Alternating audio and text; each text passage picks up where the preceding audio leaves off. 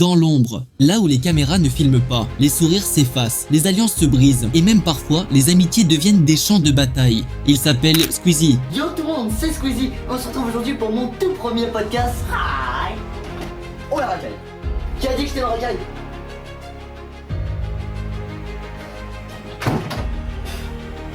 Pour des millions de personnes, il est le roi. Pour d'autres, c'est un rival à abattre. Et pour certains, c'est celui qui les a détruits. Ok Cyprien, mec, y a plus de pubs sur Cyprien Gaming que sur TF1. Oh, tu gagnes ta vidéo comme une merde. Bah nous non plus. Jimmy Pelcon, c'est marrant, on dirait t'es Cyprien mais avec moins de cheveux. Le blédard, y'a tellement ta tête sur les miniatures qu'on dirait que chez toi t'as pas de miroir. Thibaut InShape, y'a plus de meufs sur tes miniatures que sur un site porno, mec. Tu crois parce que t'as des muscles et t'as un dos en forme de cerf-volant, ça y est, personne va venir te clasher. Thibaut, apparemment ton avant-bras il fait la taille de la cuisse de Squeezie.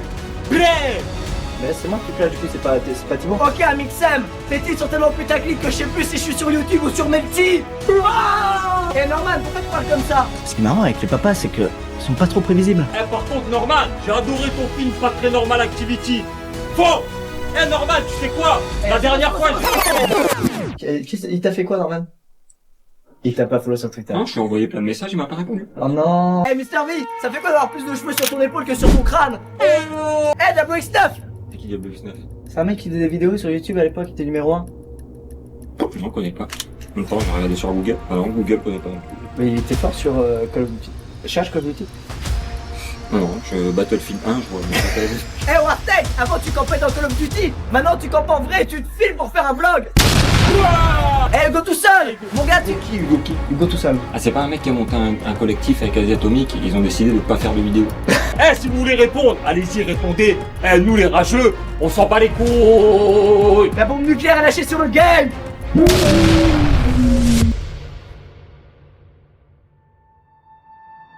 Et si derrière le sourire de Squeezie se cachaient des histoires beaucoup moins jolies, des clashs publics, des humiliations et même des rumeurs que personne n'ose confirmer. Aujourd'hui, on va plonger dans les coulisses de YouTube France, là où tout n'est pas que divertissement. Et reste bien jusqu'au bout, parce que le dernier clash, c'est le plus malin de tous. Aujourd'hui, on va parler des moments où ça a chauffé vraiment, des tensions réelles, des pics, des humiliations et même du pur fake génialement orchestré. Alors prends ton popcorn. Avant de commencer cette vidéo, j'aimerais d'abord dire un grand merci aux 10 personnes qui se sont abonnées sur la chaîne à travers notre dernière vidéo. Merci du fond du cœur et pour les nouveaux, nous vous invitons à vous abonner aussi. Nous passons plusieurs jours à essayer de créer un concept qui n'existe pas en France, avec de vidéos très professionnelles mais aussi instructives sur vos créateurs de contenu préférés. Alors le seul moyen de nous aider à continuer ce concept, c'est juste de vous abonner sur cette chaîne, commenter et aimer nos vidéos. Merci. On commence direct avec le clash qui a secoué YouTube en 2024. Thibaut InShape, la machine de muscu. Thibaut a dépassé Squeezie en nombre d'abonnés. Et ça crée forcément de la comparaison et plusieurs débats sur internet. Mais Squeezie et Thibaut, ça date de très longtemps. Quelques années en arrière, Thibaut balance dans une vidéo qu'il ne gagne que 500 € par mois sur YouTube. Mais Squeezie étant lui-même youtubeur, alors il n'a pas fait semblant. J'avais dit un mois vous pouvez gagner 3000 €, l'autre mois 500 € en parlant de la création de contenu pour dire que c'était à chaque fois différent et que les sommes changeaient tout le temps. Squeezie apparemment n'a pas trouvé ça très honnête. Il a dit Thibaut, je suis moi aussi youtubeur, je fais moi aussi beaucoup de vues et je sais que l'on gagne bien plus que ça chaque mois. Je le dis, tu ne peux pas mentir aux gens. Non. Et toi, tu avais répondu Octogone direct. Non, très bonne vidéo, chacun est en droit de penser ce qu'il veut. À l'époque, Thibaut a proposé une octogone à Squeezie, histoire de régler tout ça. Mais plus tard, grâce à cette émission, il a expliqué les choses et clarifié certains détails. Effectivement, après moi je sais que quand j'ai commencé les vidéos YouTube, je me versais 500 € par mois en salaire mensuel. Et après aujourd'hui je suis transparent, je crois que je suis à 3500 par mois à peu près je me verse. Et après oui il y a les dividendes qui rentrent en compte, mais j'en ai pas parlé là dans ce sujet là. Mais j'ai parlé juste de mon salaire à la base qui était de 500 €, ce qui est vrai, hein, je peux retrouver les fiches de paie, et qui aujourd'hui est de 3000. Mais ce qui est différent, c'est ce que ta société gagne et ce que tu mets toi dans ta poche à la fin du mois. Effectivement, ton entreprise, je dis des bêtises, elle peut gagner 100 000 € dans le mois, mais c'est pas 100 000 € que tu vas verser toi sur ton compte. Il y a plein de choses qui rentrent en compte en jeu, tes impôts, tes taxes, etc. Donc là-dessus, oui. Est-ce que tu comprends le manque d'honnêteté qui semble pointer? Est-ce que pour toi c'est un manque d'honnêteté? Non, parce que c'est vrai, parce qu'au début quand j'ai commencé les vidéos je touchais 500 € par mois et qu'aujourd'hui je touche 3000. Alors Ouais, enfin, je vois pas ce que je veux Il y a un historique avec Squeezie pour qu'il réagisse à ça? Non, il y a rien. Moi, je l'aime bien Squeezie. Moi, il me fait marrer. Donc non, je sais pas. Je crois qu'il voulait pas trop m'aimer. Il a décidé de pas trop m'aimer. Donc... Après ça, Squeezie est resté en silence total, plus un seul mot. Mais même si ça s'est calmé en public, les gens se demandent toujours, est-ce une vraie tension ou juste l'ego et l'adversité? N'hésitez pas à mettre en commentaire ce que vous en pensez. Squeezie contre Thierry Ardisson. En 2017, Squeezie est invité chez Thierry Ardisson. Et là, le choc des générations. Ardisson balance des phrases du genre « métier de mangeur de pizza » ou encore du genre « magnifique branleur ». Avant de parler de votre livre, je vais expliquer pourquoi vous êtes un génie.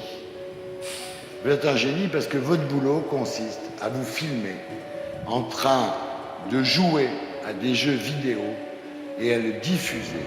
Et les gens vous regardent jouer, et comme il y a de la pub, vous gagnez de l'argent. Ça, je dois dire bravo. Vous gagnez beaucoup d'argent, vous gagnez 480 000 euros par an, c'est vrai? Je gagne beaucoup d'argent, mais ce chiffre est faux en fait. Ça, c'est un moyen mais alors, il faut énorme de gagner de l'argent. Oui, il faut savoir que ça gagne énormément d'argent pour 20 personnes qui sont là depuis longtemps. Exactement. Exactement, mais il faut savoir qu'il y a aussi beaucoup de gens qui marchent beaucoup moins bien et qui eux ont du mal à vivre de ça. Alors c'est devenu un métier, donc en 2017, de regarder des jeux vidéo et de les commenter. Est-ce que manger des pizzas, c'est devenu un métier? Peut-être que ça va le devenir. Mais peut-être que vous devriez faire ça, ça se trouve. Peut-être je boufferai des pizzas sur YouTube et les gens viendraient me voir. Alors, est-ce que vous avez essayé de vous filmer en faisant d'autres trucs? Par exemple, lire, dormir, baiser, ça marche, non? Alors ça serait de la télé-réalité, on se rabaisse pas à ça. Ah ouais, sur le d'accord. net. Vous regardez des jeux, vous n'allez pas... En fait, il y a un peu de tout. Sur le net, il y a plein de catégories. Il y a aussi des gens qui vont parler de mode comme Christina par exemple, des gens qui vont jouer aux jeux vidéo comme moi, des gens qui vont faire des sketchs comme Cyprien, des gens qui vont parler d'histoire comme Nota Bene, enfin il y a vraiment de tout. Et moi, ce que je fais surtout, c'est de l'humour en fait. Ensuite, je me sers des jeux vidéo pour faire rire ou alors juste je vais déballer des objets du Japon par exemple récemment avec des potes et on va filmer ça et dynamiser tout au montage et pour garder vraiment les 10 meilleures minutes et voilà. On en a vu des branleurs dans l'émission, mais celui-là il est magnifique. Ah là ouais, là je crois qu'on est au top. En plateau, ça rigole. Mais Squeezie, lui, il n'est pas à l'aise. Des années plus tard, il raconte que ce moment l'a marqué comme une humiliation devant des millions de personnes. Et même si Ardisson dit que c'était de l'humour, beaucoup pensent qu'il y avait un fond de mépris. Squeezie, que tu avais reçu à l'époque, c'était en 2017, si je dis pas de bêtises. Et à l'époque, tu n'avais pas cette opinion du digital qui était positive comme... Absolument, mais quand tu réussis très bien à la télé, qu'est-ce qui va t'emmerder à faire du digital? C'est qu'après, j'ai compris effectivement que c'était l'avenir, c'est pour ça que j'ai fait Harditube et puis Hardivision, puis d'autres choses. Et c'est vrai qu'aujourd'hui, c'est là que ça se passe. Quand tu vois que Squeezie fait 10 millions de vues avec un format qui a été inventé en 1955 par Jacques-Antoine. De quel format tu parles là? Attends. Un format où il y a 3 personnes, il y en a 2 qui disent la vérité, un qui dit un mensonge. C'est un truc qui est vieux comme mes robes. Mais... Oui, c'est des formats... Il arrive à faire 10 millions de vues avec ça, tant mieux pour lui. C'est comme le jour où je lui ai dit, tu gagnes 500 000 euros par an en regardant des jeux vidéo. Il a cru que c'était une critique. C'est pas une critique. Putain, c'est super. Il l'a mal pris.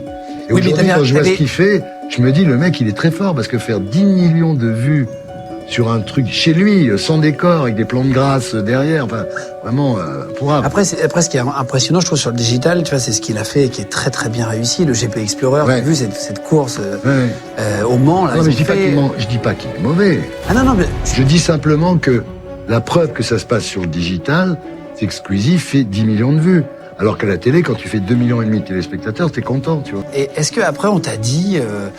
en loge, je sais pas, est-ce qu'il y a des gens qui t'ont dit « Ah, t'aurais peut-être pas dû, parce que c'était une erreur, je pense ». Oui, les gens m'ont dit qu'il va passer pour un vieux, qu'il va passer pour un boomer, coupe-le. Ah, ils te l'ont dit? Bien sûr. Mais moi, je l'ai pas coupé, parce que c'est vrai que j'étais un peu condescendant. La vérité, quand on regarde la séquence, c'est pas aussi clair que quand je la raconte. Mais disons que c'était pas franchement méprisant, voilà, faut être sérieux. C'était pas, il a très mal pris, mais...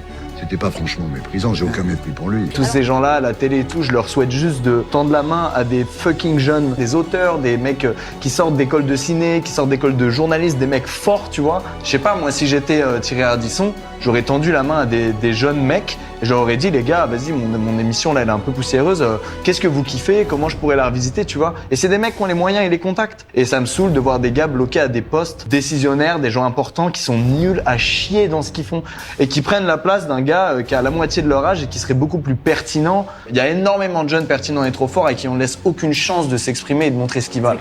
Et ça me rend ouf.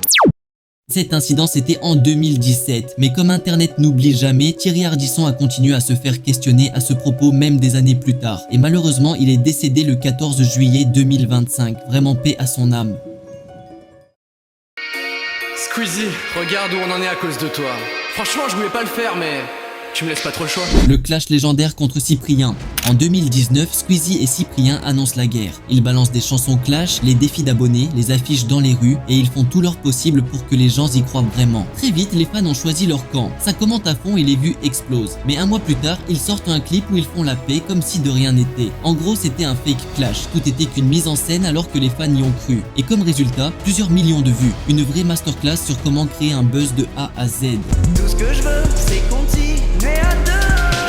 Je regrette d'avoir taillé tes abonnés les plus jeunes. Dans cette vidéo, on a remonté le fil de clash de Squeezie, certains publics, d'autres cachés et certains même que personne n'ose évoquer. On a vu comment un créateur peut passer du sommet au bord du gouffre en quelques mots. Mais ce que vous venez de voir, ce n'était que la surface, car dans l'ombre, il y a encore des histoires, des tensions et plusieurs vérités jamais révélées. Certaines vérités pourraient même changer à jamais l'image que vous pensez de vos créateurs préférés. Mais ça sera pour une autre fois. La vérité ne fait que commencer. Abonnez-vous pour ne rien manquer. Dites-nous en commentaire quel créateur de contenu vous voulez voir dans la prochaine vidéo. Vous pouvez également nous dire si vous avez de remarques car cela va beaucoup nous aider à nous améliorer.